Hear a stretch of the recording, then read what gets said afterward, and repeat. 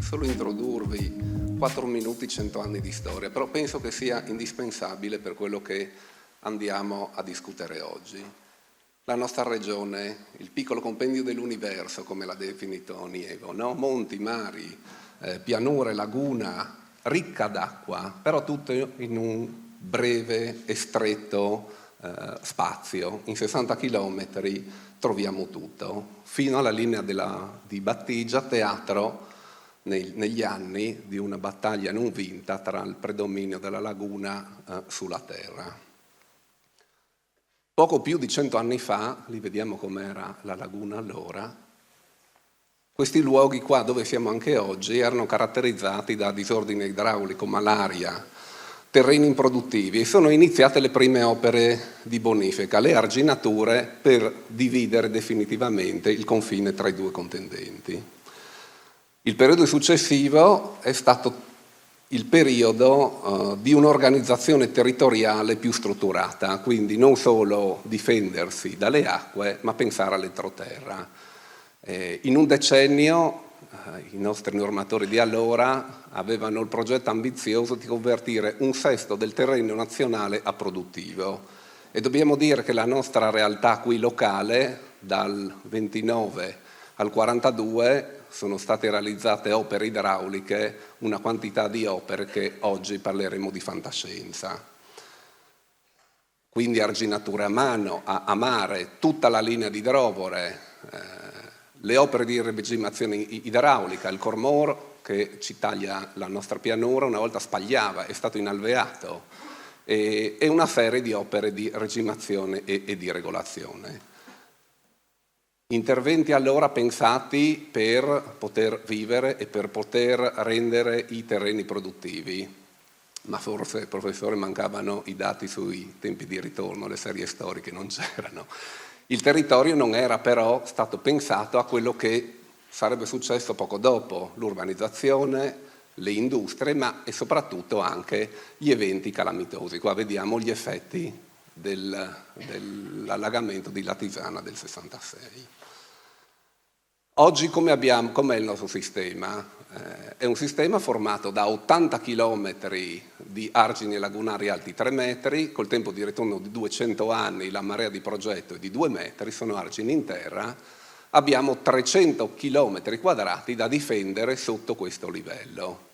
A queste idrovore afferiscono 700 corsi d'acqua artificiali che in un terreno impermeabile va gestita tutta l'acqua. La linea delle risorgive è a 30 km sopra di noi, quindi tutte quelle acque lì devono essere costantemente.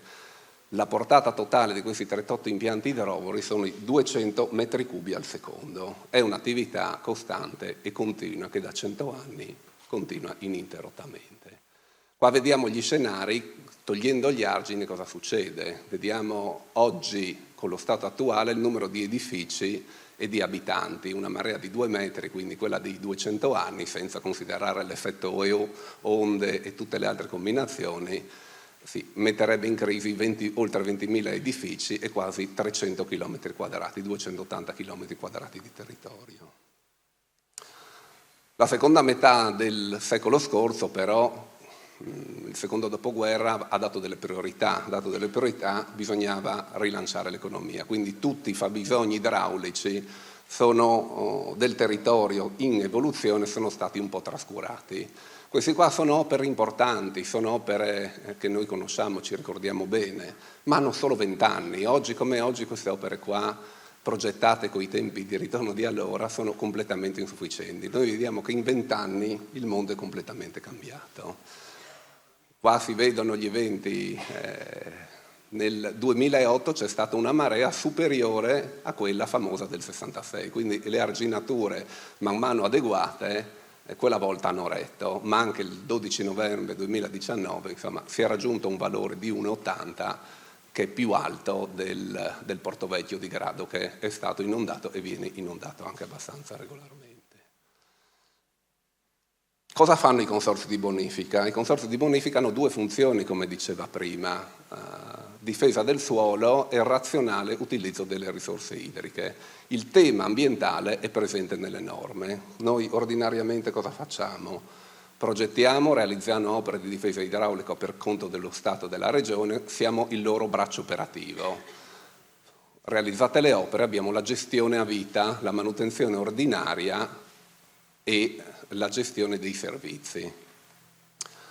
Facciamo anche un mestiere economicamente non conveniente, perché sul tema della risorsa idrica da sempre cerchiamo di minimizzare l'utilizzo di una risorsa molto economica dal punto di vista del mero costo. Noi le acque che deriviamo paghiamo poco meno di 100.000 euro, mentre per minimizzare questi impianti, negli impianti irrigui, l'aumento del consumo energetico si triplica, parliamo di 100 volte tante come ordine di grandezza, però la differenza è che l'acqua costa poco ma vale tanto.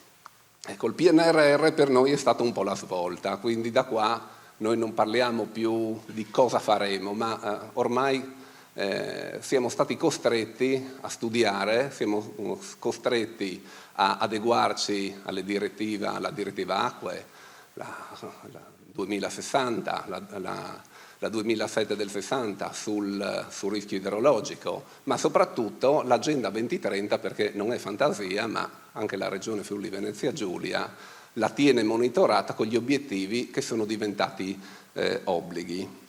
Il PNR per noi ci ha dato questa opportunità, non solo problemi, perché tutti sanno, quelli che lavorano nelle pubbliche amministrazioni, gli adempimenti amministrativi insomma, che hanno comportato. Abbiamo introdotto un nuovo approccio nei nostri lavori, sia nella gestione ma soprattutto nella progettazione. Abbiamo introdotto il bilancio integrato di sostenibilità, questo dal 2003, quindi significa che le nostre metriche non riguardano più solo i conti economici, ma ci sono le metriche che abbiamo aggiunto, oltre a capitale relazionale produttivo, ma importante di oggi è il capitale naturale, quindi noi teniamo monitorato il valore e le variazioni sul capitale naturale che abbiamo in gestione. Importantissimo è stato, che tra l'altro è stato recepito anche nel codice dei contratti, il principio del DNSH. Quindi questo per noi è diventato ormai l'obbligo. Non esiste un progetto che possa essere fatto che o mitighi l'effetto del cambiamento di clima o sia un adattamento, il che significa che nessun progetto può peggiorare in maniera significativa le opere. Questo è stato uno sforzo che abbiamo fatto che però ci sta ripagando. Facciamo un esempio a caso, Lignano Sabbiadoro. Allora, qua vediamo come era configurata la nostra isola, no? C'era all'inizio degli anni 20, c'era un canale che tagliava da est a ovest, raggiungeva l'idrovora sul tagliamento, raccoglieva tutte le acque e in qualche maniera le scaricava. Lignano è difesa perimetralmente completamente dalle acque, il lungomare, quel muretto è un'opera idraulica e quindi tutto il circuito è difeso fino alla quota di 3 metri. Però ovviamente dobbiamo dire che negli ultimi 100 anni i territori di Lignano non sono aumentati, ma qualcosa è veramente cambiato. Quindi negli anni 20 noi cosa avevamo? L'idrovora sul tagliamento, avevamo l'idrovora a Vallovato, dove la parte nord-ovest del territorio, che tuttora insomma è ancora agricola, erano i 2 impianti a servizio dell'allora terreno, che era, come avevamo visto prima, anche poco urbanizzato. Quindi quella volta, per darvi un numero come ordine di grandezza, quella volta la somma totale, parlavamo di un impianto che poteva evacuare 10 metri cubi al secondo nella sua massima potenzialità. Secondo dopoguerra, urbanizzazioni, è stata creata un'altra idrovora dietro il municipio di Lignano, perché i tempi di corrivazione diminuivano e quindi non si poteva aspettare che l'acqua arrivasse fino sul tagliamento. Siamo arrivati a 18 metri cubi. Oggi come oggi stiamo però con un progetto che magari dopo l'amico Michele del CAFC andrà a illustrare meglio, stiamo facendo il potenziamento dell'idrovora di Vallovato. Ecco, questo è stato un progetto, diciamo, studiato come andrebbe studiato oggi. Quindi il lavoro importante preparatorio, sono state rilevate tutte le criticità del territorio, sono state individuate da noi, dal gestore del servizio idrico integrato, le possibili soluzioni dal punto di vista anche economico ed è stato messo tutto a sistema. Quindi è stata fatta una valutazione costi-benefici in termini idraulici, cioè è stato visto, accoppiando o facendo le triple dei lavori, quelli che a parità di costo potevano dare un beneficio. E il beneficio, che dobbiamo dire, per quanto di stretta competenza di ogni ente, probabilmente avrebbero scelto da soli altre alternative, altre priorità. Invece questo studio ha rivelato la soluzione ottimale. Oggi ovviamente anche il normatore lo prevede, bisogna progettare valutando tutte le alternative progettuali. Ovviamente l'alternativa zero è sempre un'alternativa prevista che deve essere valutata. Nel codice dei contratti, insomma, è un documento diventato obbligatorio e propedeutico ad ogni intervento. Tra noi, tra il Consorzio di Bonifica, a fine anno, perché oggi in questo momento stiamo proprio piantando i pali di fondazione della nuova opera che probabilmente entro la fine dell'anno terminerà, porteremo la potenzialità dai 10 dell'inizio ai 18 del secondo dopoguerra ai 31 metri cubi, quindi significa che abbiamo nello stesso territorio dovuto triplicare. È chiaro che le alternative a Lignano con livello di urbanizzazione non ce ne sono, insomma.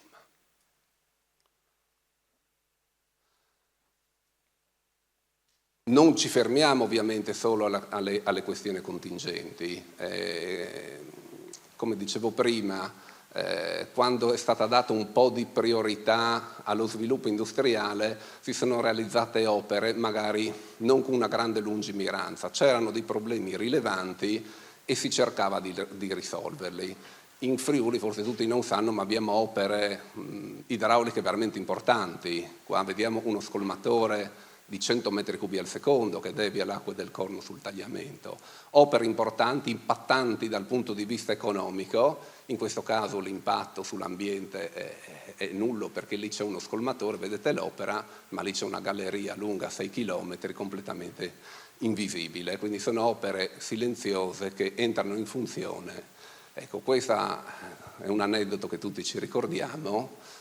L'opera era stata realizzata non collaudata, è arrivato l'evento di Piena, ci siamo assunti la responsabilità di farla entrare in funzione, la stima dei mancati danni di quel giorno lì fatta dalla Protezione Civile valeva l'intero costo dell'opera. Ovviamente tutto questo nuovo modo di affrontare gli aspetti sia progettuali sono già riverbati anche sugli interventi ordinari, quindi misure gestionali. Abbiamo fatto anni fa, abbiamo partecipato ai corsi del Centro Italiano per la riqualificazione fluviale e la Regione ci ha affidato la possibilità di riqualificare dei corsi d'acqua che non avevano magari il livello di importanza idraulica come la rete di bonifica artificiale, però l'obiettivo è in questi progetti autorizzati, anche con iter autorizzativi lunghi, abbiamo temperato gli aspetti di biodiversità, paesaggio, oltre a quelli idraulici. Altre criticità importanti sono presenti nel nostro territorio. Il Cormoro, guardiamo solo i numeri un momento. Allora, oggi come oggi il Cormoro ha una portata di 100 metri cubi, la portata di progetto è di 2,6 volte tanto, quindi un evento critico significherebbe, potrebbe causare danni in 24 comuni serviti, però i soldi ci sono e arrivano o dallo Stato o dalla Regione, sono interventi importanti, siamo stati finanziati con 80 milioni per gli interventi complementari, manca la copertura economica per fare il nuovo scolmatore, ma la cassa di espansione presente sono già state finanziate e anche gli adeguamenti idraulici puntuali sono stati realizzati. In tema di risparmio idrico, adesso accelero, siamo arrivati alla fine, la cosa è un po' più semplice, quindi insomma da sempre, diciamo da 50 anni, lo scopo era non tanto, dobbiamo dire la verità, non era finalizzato al vero risparmio idrico, era perché l'utente voleva l'acqua in pressione. Quindi la verità, la conseguenza di quell'effetto è stato che serviva meno acqua, abbiamo detto, aumentando però i costi energetici, quindi quello che si dice l'impatto sull'ambiente. Ma oggi come oggi le filosofie sono cambiate. Noi, come andiamo a vedere, abbiamo avuto su progetti finanziati sui fondi europei, abbiamo 133 milioni di euro unicamente per il risparmio idrico, quindi solo diminuire le perdite, non fare opere nuove né niente.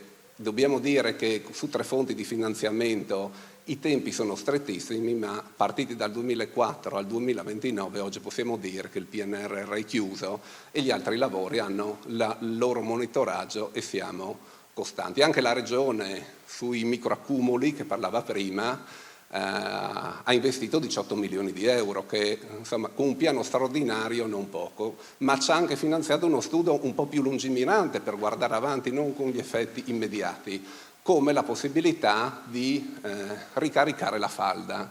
Il ricaricare la falda, quando sarà fatto, i benefici saranno probabilmente di qualche lustro, se non decennio successivo. Ovviamente anche sulla gestione abbiamo introdotto dei sistemi, insomma, con l'elettronica, su tutti per il riutilizzo o recupero delle acque che verrebbero perse. Sulla bassa pianura devo spendere una parola. È vero che la direttiva comunitaria vale dalla Spagna fino come in Friuli e come in Germania, però la verità è che qui abbiamo veramente una grande quantità di acqua. Dove intercettiamo queste acque, se noi non le fermassimo per l'utilizzo irriguo, andrebbero direttamente in laguna con effetti non proprio positivi, perché insomma sono acque dolci. E quindi ecco, un progetto importante che abbiamo è il riutilizzo delle acque reflue, proprio qui con il collega del consorzio Acquedotto Friuli Centrale. Stiamo percorrendo un percorso che è iniziato con un regolamento recente del 2020 dal punto di vista amministrativo, perché dal punto di vista tecnico gli ingegneri trovano sempre una soluzione per poter riutilizzare appunto le acque reflue del depuratore per gli scopi irrigui. Abbiamo anche una coincidenza, sono 300 litri, abbiamo 300 ettari, che è proprio la misura 1 a 1 per i fabbisogni. Ecco, l'ultima parola in termini di sostenibilità: il consorzio, anche qui dico la verità, per motivi economici, da 30 anni ha pensato di costruire tutta una serie di centraline, di impianti fotovoltaici. Noi oggi siamo, nonostante consumiamo un bel po', consumiamo 20 gigawatt all'anno, però siamo in equilibrio, quindi siamo in pareggio.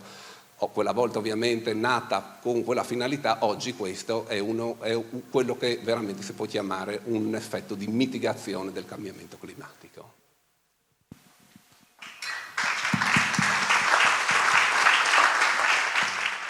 Prima di entrare sul tema della sostenibilità, ricordo che CAFC è un gestore di infrastrutture che opera sull'intero territorio dell'ex provincia di Udine, quindi dai monti al mare, con una variazione e una diversità di ambienti e di sistemi molto molto significativi. Serviamo una popolazione di 500.000 di abitanti e poi potremo scendere in altri dettagli, ma dobbiamo concentrarci proprio sugli schemi e sulle informazioni principali. Come detto, andiamo all'emungimento. Il servizio di portare l'acqua potabile al rubinetto è diverso territorio per territorio, comune per comune. Gestiamo 70 pozzi circa nella media pianura friulana e nella bassa. Disponiamo di un sistema enormemente frammentato nelle zone delle valli e nelle zone montane. Ecco anche qui che entra in gioco il tema del cambiamento climatico e delle sfide prese su briglie anche in zone montane. Gli schemi poi di acquedotto sono i sistemi di distribuzione che sono più consistenti e quindi più ramificati e più solidi in pianura, maggiormente frammentati nelle altre aree. Per integrare e portare nell'ambiente senza generare un impatto negativo dobbiamo gestire anche circa 500 depuratori, gestire 1.100 manufatti di sfioro operare con 352 sollevamenti fognari ed idrovore, gestendo un totale di circa 4.000 km di fognature. L'acqua, dopo l'uso, deve essere ovviamente restituita all'ambiente in maniera consapevole e di qualità elevata. Entreremmo quindi nel mondo degli ambienti della depurazione. Cambiamento climatico, come richiesto anche adesso alla mia introduzione, ci porta a scenari molto, molto diversi per il futuro, con una diminuzione della risorsa idrica nei mesi estivi, maggiore evapotranspirazione sempre nello stesso periodo, ma soprattutto diminuzione della ricarica delle falde che sono connesse agli episodi e ai pozzi di emungimento. Quindi non solo l'episodio del 21-22, ma anche il 2012 e anche l'estate del 2006 ci hanno fatto aprire gli occhi e operare sulle infrastrutture, messa in sicurezza quindi dell'emungimento con opere di adeguamento e controllo dei livelli di escursione minimi di falda e la loro escursione tra i minimi e i massimi, e capire se le opere di presa di pozzo fossero sempre in garanzia, e tutto questo è stato fatto negli anni passati. Quindi si era già cominciato a operare prima di PNR e di altri, perché la crisi che non sopporteremmo, mi viene da dire, come cittadini, è di non avere acqua al rubinetto. Quindi questo è un tema estremamente importante e quindi abbiamo operato. La sfida, oltre abbiamo sentito i temi della temperatura, i temi dell'evento meteorologico estremo, eventi sempre più brevi ma più intensi. Il volume d'acqua scaricato al suolo per unità di superficie è significativamente aumentato negli ultimi anni. Quindi non parliamo solo di temperature, non parliamo di temi collaterali, ma voglio introdurre l'aspetto che le infrastrutture, soprattutto le infrastrutture fognarie, denunciano delle criticità legate ai cambiamenti climatici, in quanto sono state progettate, pensate negli anni 80, 2000, anche prima, quelle del consorzio un po' prima, e quindi gli schemi dimensionali non sono più adeguati. La risoluzione delle problematiche può nascere all'interno di CAF, dove ne abbiamo le competenze e l'infrastruttura sia di nostra gestione, operiamo con autonomia, ma molto spesso è fondamentale la collaborazione con gli altri enti, quindi il consorzio che abbiamo appena ascoltato, l'Università di Studi di Udine, l'Associazione dei Comuni, altri enti, anche l'Università di Trieste, altre situazioni che vengono coinvolte man mano sulle tematiche della conservazione e del buon uso della risorsa. Entrando nel tema specifico di Lignano, la mappa e il sistema, diciamo, di evacuazione delle acque che poi vengono intercettate dalle caditoie e vengono portate in fognatura, arriva a questi sfioratori principali, quindi Punta Tagliamento, all'idrovoro a Biancure, Vallovato, Campilunghi, Valpertani. Ecco, questo sistema ha funzionato fino, direi, agli anni 2000 e poi ha cominciato a denunciare delle criticità emergenti legate a quanto vi ho detto prima. Ecco quindi che è partita una situazione di analisi e di risoluzione, anche qui pianificazione e studio, anche collaborazione con l'università, e vi rappresento ora gli interventi già eseguiti, quindi in corso dei continenti, più adeguamenti sugli sfioratori via letteratura, via Adriatica, corso dei continenti, e abbinato poi a un potenziamento dell'idrovoro fatto dal consorzio, questo per diminuire alcuni allagamenti proprio nella zona ovest di Lignano.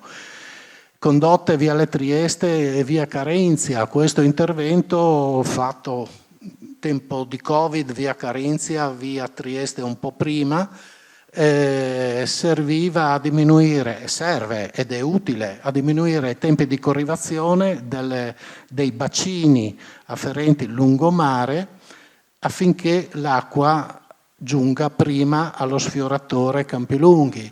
Sfioratore Campilunghi via dello stadio, abbiamo operato una modifica, un revamping dello sfioratore per fare in modo che avesse la capacità di evacuare un volume d'acqua per unità di tempo in maniera significativamente superiore, salvaguardando tuttavia, visto che parliamo di fognatura, la qualità dell'acqua immessa in laguna. Quindi si attiva solamente quando il rapporto di sfioro ha superato tecnicamente, diciamo, il numero magari 200.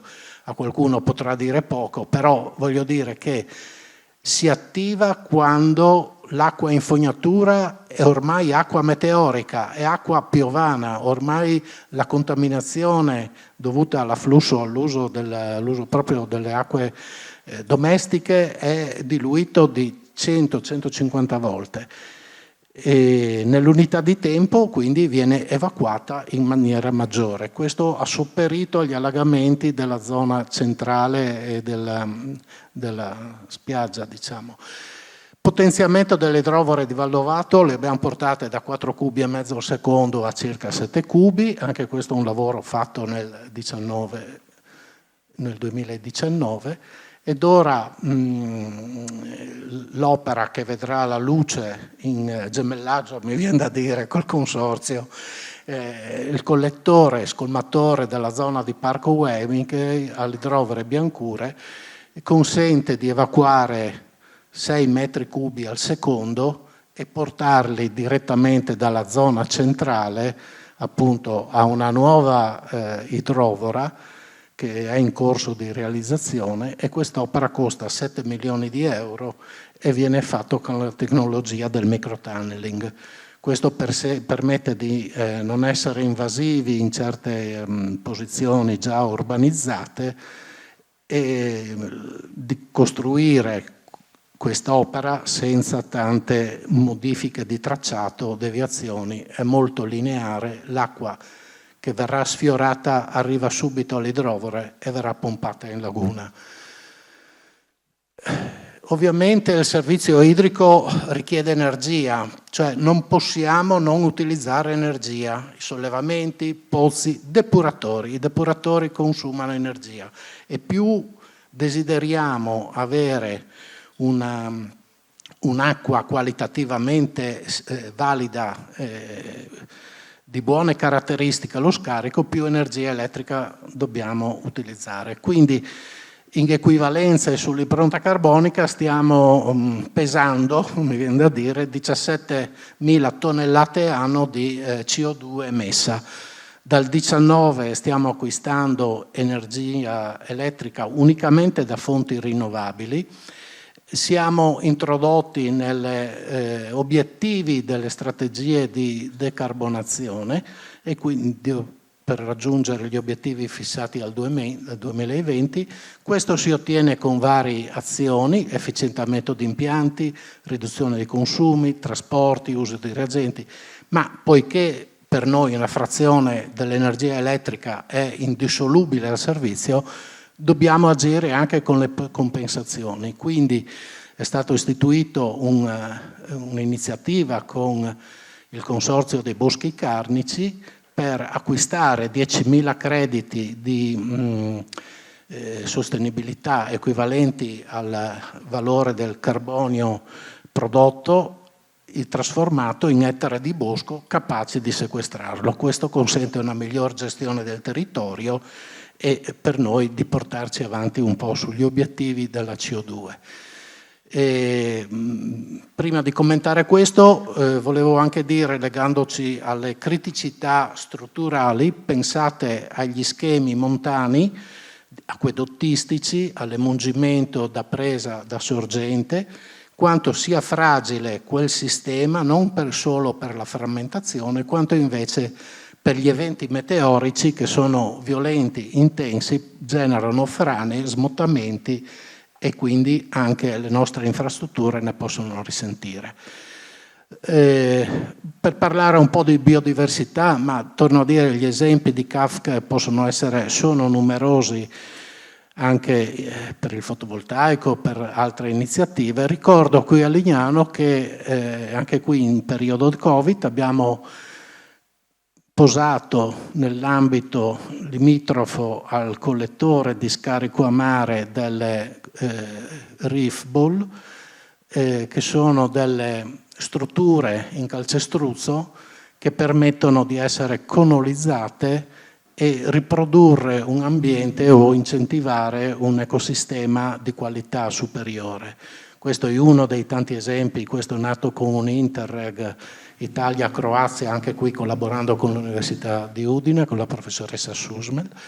L'esercizio scolastico che stiamo facendo, e lo vorrei trattare al momento proprio a livello di pensiero, l'ipotesi di studio, però ancora a livello molto embrionale, l'ipotesi di irrigare e portare l'acqua dopo trattamento dall'impianto di depurazione all'uso irriguo su un'area che non dispone di un impianto di irrigazione gestito dal consorzio. Questo è un esercizio molto simpatico, molto bello, perché è sostenibile portare l'acqua per riutilizzarla in campo agronomico, ma quanto è sostenibile renderla riutilizzabile? Quindi il tema è complesso e lo stiamo approfondendo. Chiudo con la slide dell'Interreg, l'ho rubata all'Interreg perché mi piaceva l'ambiente di Lignano e quindi abbiamo capito dove andare. Ci sta a cuore il mare, ci sta a cuore l'ambiente. Kafka cerca di operare per conseguire questi obiettivi. Grazie.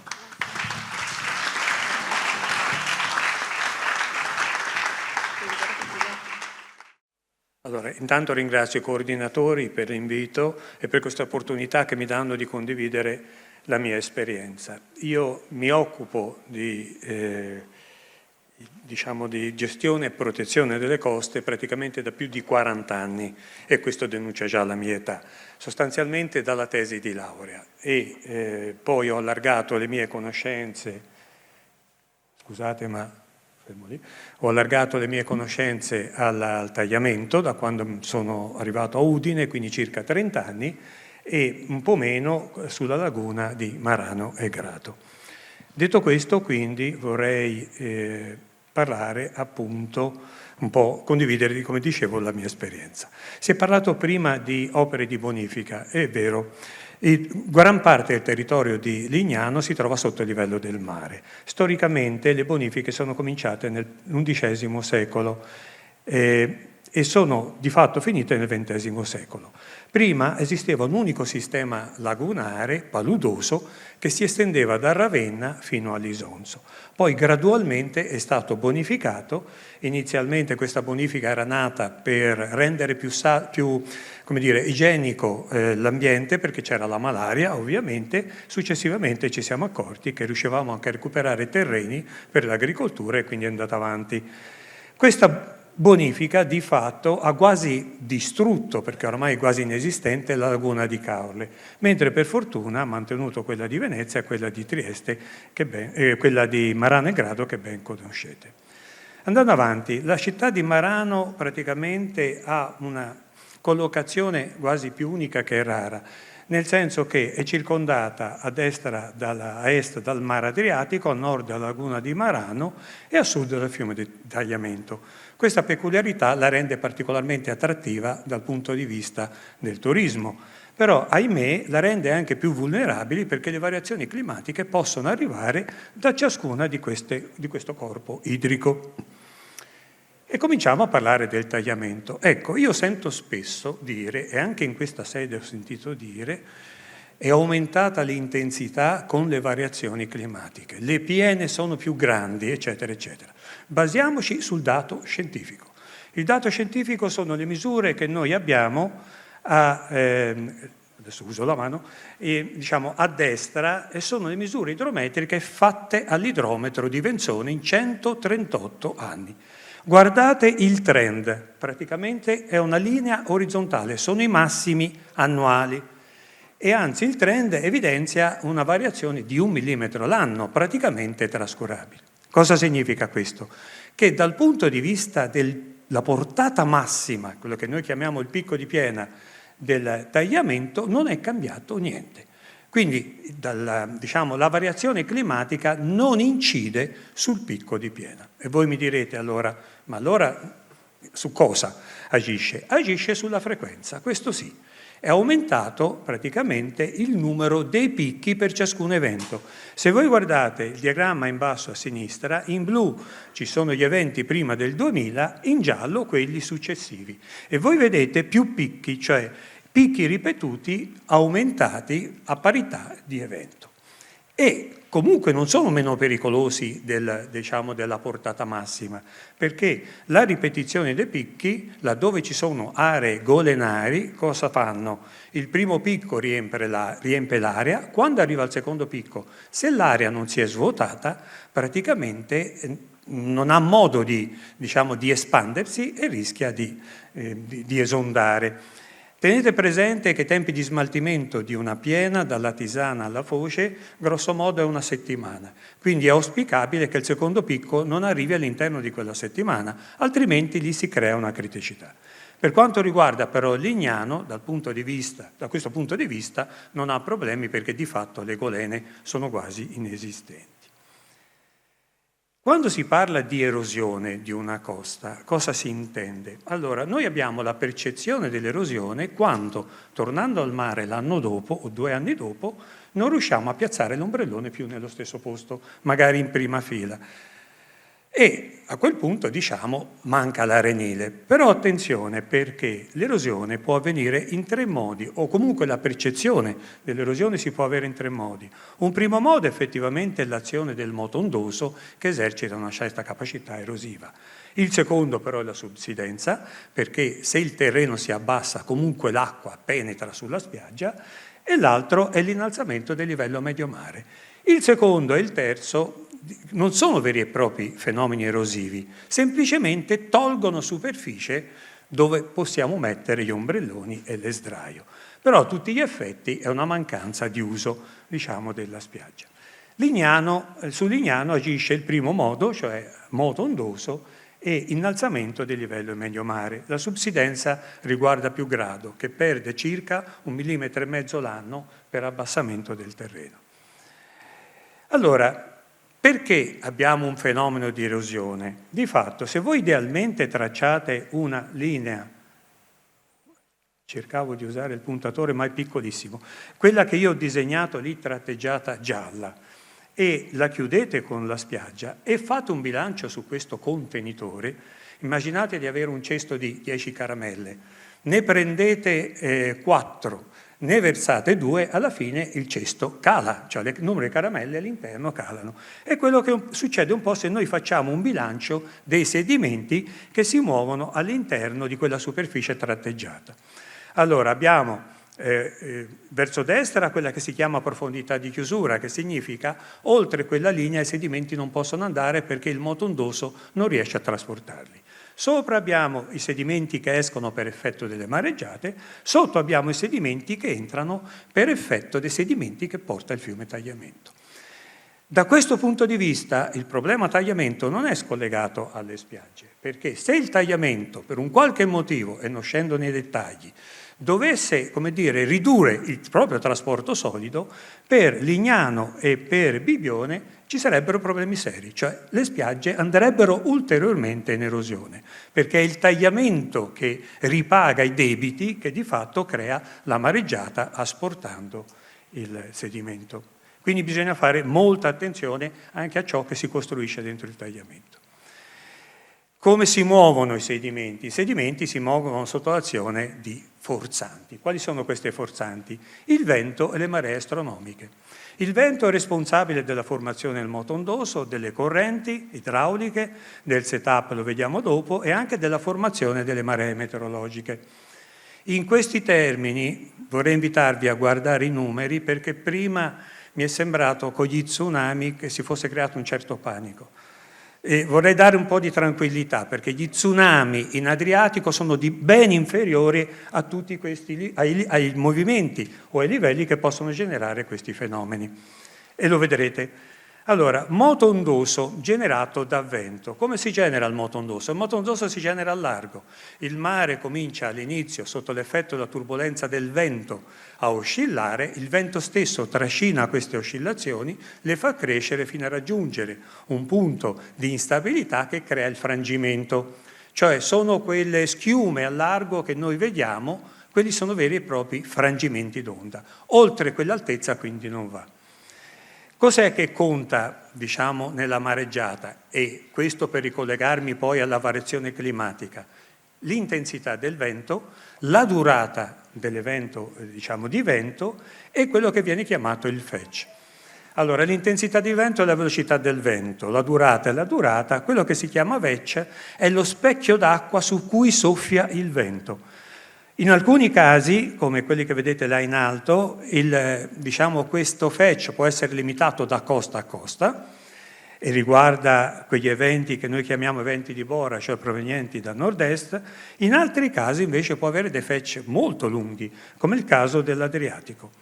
Chiaramente dopo 150-200 km non si risente più dell'effetto, ma questo già denota come può essere più violenta una mareggiata che arriva da Scirocco, cioè da sud-est, o più, diciamo, con un contenuto energetico maggiore, piuttosto che una mareggiata da Bora. Ora, le correnti si formano direttamente perché il vento agisce sulla superficie del mare e poi si trasmette una velocità come un mazzo di carte. Voi provate a sfogliare la prima e chiaramente le altre a seguire si muovono dietro la prima e questa genera una velocità sulla colonna d'acqua. Poi il vento indirettamente attraverso le mareggiate genera anche delle correnti che si chiamano correnti longshore, cioè parallele alla linea di costa, e correnti cross-shore che sono ortogonali. Fra le due tipologie di corrente le più dannose sono quelle longshore, perché quelle longshore muovono i sedimenti di sabbia e li allontanano definitivamente dal punto di prelievo, mentre le correnti cross-shore in maniera alternativa portano la sabbia verso il mare, ma d'estate la riportano sotto costa. Quindi non si perde completamente la sabbia. Le correnti poi, diciamo, cross-shore si estendono fino alla profondità di chiusura, qui a Lignano saranno circa 10 metri la profondità di chiusura, mentre le correnti longshore sono limitate alla zona frangenti. La zona frangenti è quella che voi, guardando quando c'è una mareggiata, è costituita dalla rottura di tutte le onde, cioè quella zona spumeggiante. Quella si chiama surf zone o zona frangenti. Poi c'è il fenomeno del setup, che forse prima veniva confuso con la mareggiata. Allora, il fenomeno del setup è il fenomeno per il quale, diciamo, l'onda, una volta che ha affranto, cioè una volta che si è rotta, perde parte della sua energia cinetica e parte di questa energia si trasforma in energia potenziale, cioè in innalzamento del livello del mare. E questo può creare dei problemi perché crea una penetrazione del livello medio mare verso la spiaggia. Poi ci sono le maree meteorologiche. Le maree meteorologiche si formano sempre per l'azione radente del vento che arriva da sud-est, vento di Scirocco, trascina l'acqua e l'accumula verso l'Alto Adriatico. Però se questa azione è combinata anche a una differenza di pressione, cioè alta pressione al sud e bassa pressione al nord, tipicamente quando il nord è attraversato da aree cicloniche, si generano una sorta di principio dei vasi comunicanti per cui l'alta pressione più alta spinge l'acqua verso il nord e quindi deve essere bilanciata da un innalzamento del livello medio mare. Tenete presente che le maree meteorologiche possono raggiungere valori del 90 centimetri, 1 metro, che sono 2 volte e mezzo lo tsunami di cui parlava la collega. E questi valori si possono raggiungere anche in tempi non relativamente lunghi. Poi ci sono le maree astronomiche. Le maree astronomiche sono determinate dall'attrazione gravitazionale Terra, Sole, Luna. Quando questi 3 astri sono allineati si generano le maree più alte che si chiamano maree vive o di Syzygy. Quando questi tre astri sono a 90 gradi, formano un angolo di 90 gradi, abbiamo le maree più basse, o maree morte o maree di quadratura. E le maree di Sidige anch'esse possono raggiungere gli 80, lo vedremo dopo, gli 80 centimetri più. Ecco. Un'altra forzante molto importante è la variazione di livello medio mare. Ecco, qui è successo qualcosa di particolare nel 1990, grosso modo. Fino al 1990 il trend di incremento del livello medio mare era 1,33 mm l'anno. Dal 1990 a oggi è passato a 3,74, 3,8, come faceva vedere la collega. Questo dato è coerente con quelli che fornisce l'IPCC, che è un organismo internazionale che fa valutazioni sulle variazioni climatiche, ed è quello che noi avremo nelle condizioni più favorevoli. Nelle condizioni più sfavorevoli loro danno 15 mm l'anno. Cosa significa? Se i governi, loro dicono, mettono in campo le azioni giuste, ok, si alzerà più la temperatura e dietro avremo un innalzamento a livello medio mare più contenuto. Altrimenti possiamo arrivare a 15 mm. Per darvi un esempio, su 100 anni, che è l'orizzonte progettuale che normalmente si assume, 4 mm significa perdere 40 metri di arenile. Se arrivasse a 15 mm si perde tutta la spiaggia di Lignano, perché nel punto più profondo, che è il Sabbiadoro, grosso modo sono 150 metri. Considerate che la pendenza è 1,100, vi fate due conti e vedete che la spiaggia verrebbe completamente sommersa.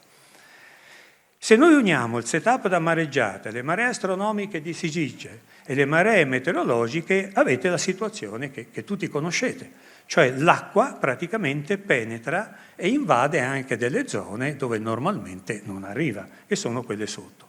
E in questo senso, dal punto di vista dell'erosione, va a interessare anche zone più disposte verso l'entroterra.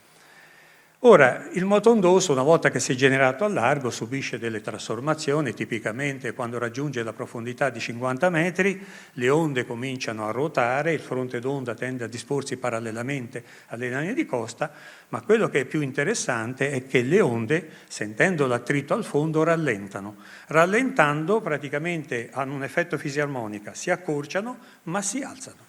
Quindi aumenta l'altezza d'onda. Quello che è successo a Sumatra, le onde al largo erano basse, erano mezzo metro. Sono arrivate a 30 metri per questo effetto che si chiama shoaling, cioè di accorciamento e innalzamento dell'onda. Poi ovviamente raggiungono un punto di stabilità che le porta al frangimento, creando la surf zone che vi dicevo prima, cioè la zona frangente. Ora, come si può intervenire per mitigare, se appunto si verifica una variazione climatica, dopo le analizziamo velocemente, per effetto del moto ondoso? Bisogna dissipare l'energia. La si può dissipare aumentando il frangimento oppure creando delle dissipazioni al fondo di energia. Tenete presente che l'energia è proporzionale all'altezza d'onda, quindi dissipare energia vuol dire abbattere l'altezza d'onda.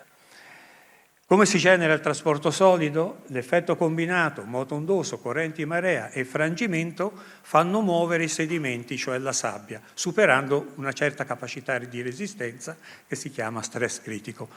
Sollevano la sabbia e poi le correnti la trasportano. La trasportano generando un trasporto che si chiama trasporto longshore, parallelo alla costa, e un trasporto cross-shore. Quindi se vogliamo ridurre l'erosione dobbiamo dissipare energia. Come si fa tradizionalmente a dissipare energia? Cioè di fatto si usano delle strutture come quelle che vi ho indicato, quelle a sinistra si chiamano pennelli e ci sono anche qui a Lignano, in particolare a Riviera, fino a Pineta, oppure si creano delle strutture, delle opere parallele. Però queste strutture vanno collocate nel posto giusto. Perché? Perché allora, con i pennelli interrompiamo il trasporto longshore quando c'è, perché se non c'è il trasporto non funzionano. Con le barriere parallele si interrompe il trasporto cross-shore e inoltre si attenua l'onda a tergo delle strutture. Esistono, e fate attenzione, e vengono proposte le cosiddette opere alternative. dicendo che sono, diciamo così, efficaci dal punto di vista della biodiversità, però attenzione, perché dal punto di vista dell'attenuazione del moto ondoso sono molto ma molto meno efficaci. Un parametro che può misurare l'efficacia di un'opera è quello che si chiama coefficiente di trasmissione, cioè il rapporto fra l'altezza d'onda che ho dietro la struttura e quella che è davanti. E vi assicuro che certe opere innovative hanno dei coefficienti veramente troppo alti. Qui vi faccio un esempio, un confronto. Opere tradizionali sono quelle rosse, verdi e azzurre che vedete sotto, e vedete che il KT scende abbastanza velocemente, mentre una tipologia di opera innovativa è quella in nero e in giallo, che è molto meno efficace delle altre. Lignano, caso di Lignano, mareggiate che incidono sul Lignano. Le mareggiate che incidono sul Lignano sono quelle di Bora Levante e quelle di Scirocco. Perché? Perché se noi guardiamo i venti che soffiano sul Lignano, sono i diagrammi che vi ho messo lì come esempio, noi abbiamo che gli eventi, la maggior parte degli eventi provengono da 45 gradi nord e sono gli eventi Bora Levante, perché in realtà la Bora verrebbe da nord o nord-est, avrebbe un'inclinazione minore, e quelli da Scirocco, che provengono da circa 165 gradi. Ecco, qui veniamo al dunque, venti. Allora, abbiamo detto che le mareggiate sono generate dal vento. Le variazioni climatiche, per cambiare le mareggiate, devono intervenire sul vento. Vi faccio vedere degli andamenti. Questi sono gli eventi di Bora a sinistra e Scirocco a destra. L'intensità di eventi massimi annuali. Sotto ci sono le durate. In tutti i casi o è quasi costante o addirittura tende a diminuire. Quindi questo negli ultimi 20 anni. E questo quindi fa vedere come effettivamente anche nelle mareggiate le variazioni climatiche non influiscono sulla intensità della mareggiata. Quella è rimasta pressoché costante. Influiscono invece il diagramma in basso a destra sulla durata, che non è meno dannosa perché la durata comunque ha, diciamo così, un contributo energetico che è maggiore rispetto a una mareggiata più corta, ma non è l'intensità, è l'energia che può aumentare con le variazioni climatiche. Maree astronomiche sono quelle sotto, ecco. Questi sono i dati di questi sono i dati, diciamo, di 30 anni, che comunque sono confrontabili con quelli di Trieste, dove ci sono un secolo di registrazioni. Le oscillazioni della marea media sono più o meno 40 centimetri e sono quelle che vediamo quotidianamente. Le oscillazioni invece della marea di Sigige, le vedete là in basso a sinistra, se io prendo la media dei massimi annuali è 83 centimetri. Se prendo invece la media di tutte le maree di Sigige ho 55 centimetri. Quindi la marea di Sigige annualmente può arrivare a 80 centimetri. E chiaramente se poi si somma la marea diciamo astronomica con quella meteorologica, se fossero in fase, probabilità bassa ma non nulla, arriverei a 1,60 m, 1,70 m. Tenete presente che la marea del 66 era 1,74 m. Prima ho visto il dato del 2019, ma quell'1,76 m, sì, che ho visto prima, quello era riferito allo zero mareografico di Spunta Salute. Attenzione perché ci sono 24 centimetri. Se lo riferisco invece allo zero IGM è 1,55, che comunque è una marea centenaria. A destra qua, no niente, questa era la cosa. Ecco, mettendo insieme tutti questi dati siamo in grado di riprodurre e studiare gli effetti che hanno le mareggiate a seguito anche delle variazioni climatiche sulla costa di Lignano.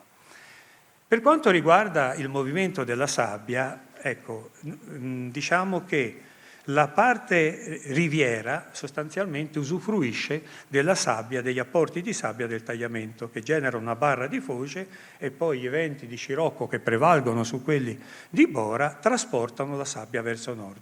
Purtroppo quando arriva lì in Piazza d'Olivio questa sabbia devia e va verso il mare aperto e questo genera una criticità sul tratto di spiaggia proprio di fronte a Piazza d'Olivio. Al nord invece abbiamo il movimento che vedete lì e, adesso vado un po' più veloce, Questo è un esempio di simulazione che si può fare numerica, naturalmente concordo col fatto che i modelli sono un'approssimazione della realtà e devono avere i dati di input giusti. Questo rappresenta ciò che succede sul litorale mediamente in un anno, e ci sono le aree di erosione e le aree di deposito che vedete qua. Questi sono, diciamo, prove sperimentali a supporto delle indagini numeriche, si possono fare in un canale ad onde, ce l'abbiamo nel laboratorio a Udine, praticamente si riproducono le onde e si studiano gli effetti che queste producono fisicamente. Ecco, questo è interessante invece. Perché, diciamo, Sabbiadoro gode di un arenile di 150 metri e mano a mano che scendiamo l'arenile si riduce? Perché è la particolare inclinazione del litorale, cioè il fatto che il tratto di litorale di Riviera e Pineta Sud sia inclinato di 18 gradi nord rispetto ai 45 gradi nord di Sabbiadoro, fa sì che il trasporto solido, nel caso sud, sia molto più alto di quello che può esserci davanti a Sabbiadoro. E questo pone quel tratto di spiaggia in condizioni, diciamo così, critiche. E praticamente ho finito. Questo viene confermato di fatto dai profili che vedete dei pennelli, il movimento di sabbia, perché la forma dei pennelli, l'accumulo della sabbia sui pennelli è indicativo proprio del trasporto solido netto. Concludendo quindi, cosa si può dire in relazione alle variazioni climatiche? Lato tagliamento, nello stato attuale, le variazioni climatiche non sembrano avere influenze particolarmente significative sul Lignano, nello stato attuale. Questo non significa che se viene una piena alta questo non succeda. Sto parlando di influenza solo della variazione climatica e non dell'evento estremo. Secondo punto, lato laguna. Se vengono fatti alcuni interventi, prima si parlava delle arginature, a noi risulta che nella zona, del Pantani, bonifica Pantani, gli argini siano un pochino più bassi, ecco. Perché se gli argini fossero di 3 metri, praticamente anche lato laguna non avremo differenze significative. Mentre se rimangono così, tutta la parte della bonifica Pantani corre seri rischi di essere allagata dalla parte, della laguna. Lato spiaggia, anche se l'intensità delle mareggiate non sembra influenzata dalle variazioni climatiche, la durata sì. E questo rende particolarmente esposte le spiagge di Riviera Nord, Pineta Sud e anche Sabbiadoro Nord.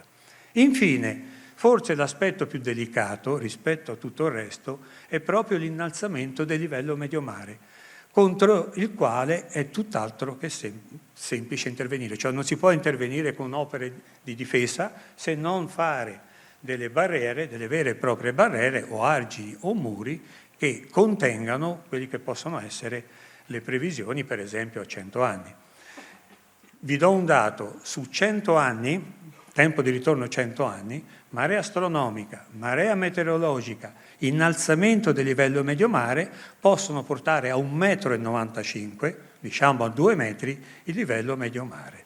Ecco, se vengono fatti degli argini a 3 metri, il territorio è perfettamente protetto. E chiudo qua.